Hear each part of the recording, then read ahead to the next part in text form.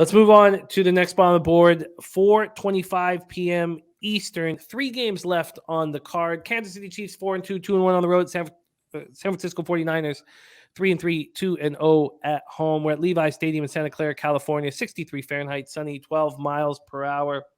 Let's go to the odds here, the line history. And this opened up with the Niners +2. They're now +3, sitting at +3 at -108. From a totals perspective, it opened up at 47.5, and it's now 48.5. Let's go over to the cash flow. 7,956 tickets in.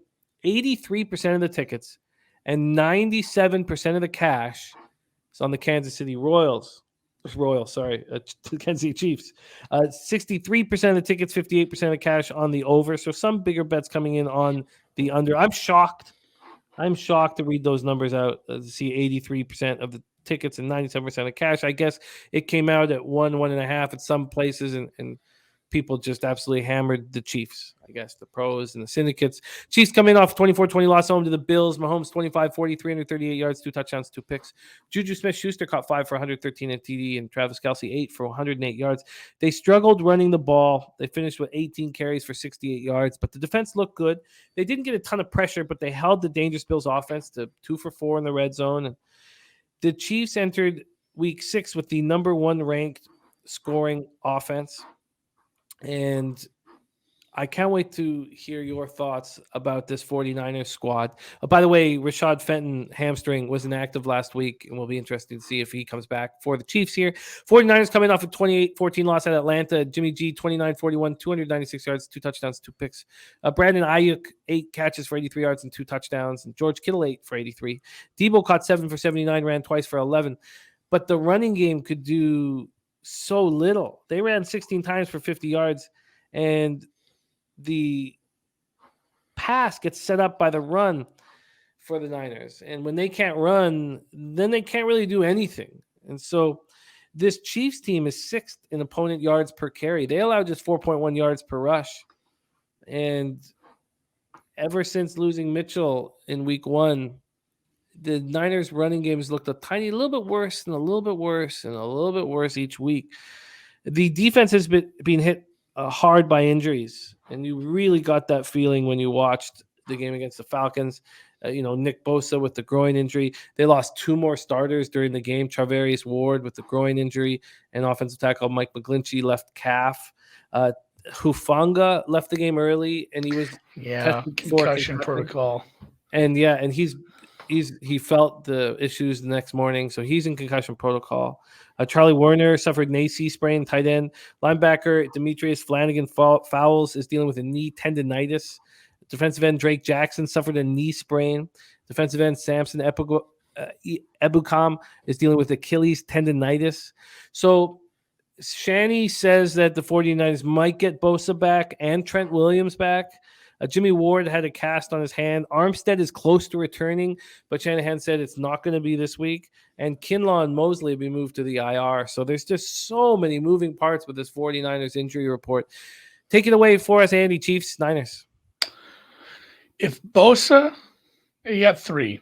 Hufanga, Bosa, Williams. If 2 out of those 3 play and one of them's named Trent Williams, I'll just take the Niners straight up. Home game, they should be able to run the ball. I hate betting against the Chiefs, who actually looked really good. They put together a good game plan, but I don't think they held back. That was you got to see the best of the Chiefs against the Bills. That has to be a huge blow, knowing that you're probably going to have to beat that team in Buffalo now if you want to go to a Super Bowl at this point.